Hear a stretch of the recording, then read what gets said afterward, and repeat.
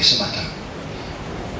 Vous savez, nous sommes le service que nous avons est là pour informer, irrespectif des incompréhensions qu'on peut bien avoir à cause des opinions diverses.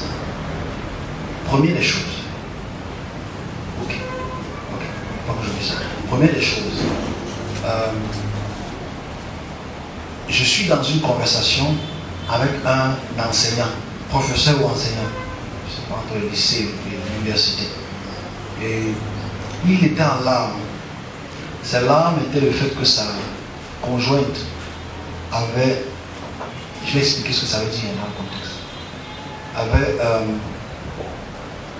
avait obtenu un visa pour un pays africain, Afrique du Nord, pays arabe, Égypte, Maroc, et les pays même du Golfe. Et il se payait que ça a coûté à peu près 500 000 francs pour la documentation.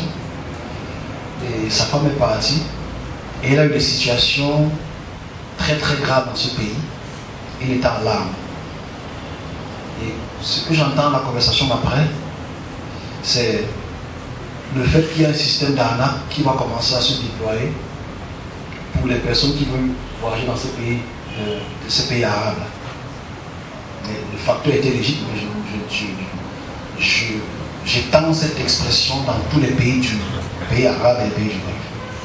Bon, c'est vrai que la plupart des Camerounais veulent voyager, ce qui est le rôle le plus absolu, parce que la situation au Cameroun est assez complexe et la conjoncture économique est compliquée.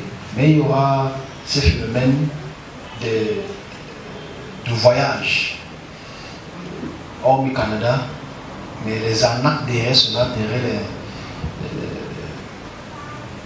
les gens qui font voyager, les middlemen, les donkey people, les gens qui font les documents, qui vont poser préjudice à beaucoup de personnes.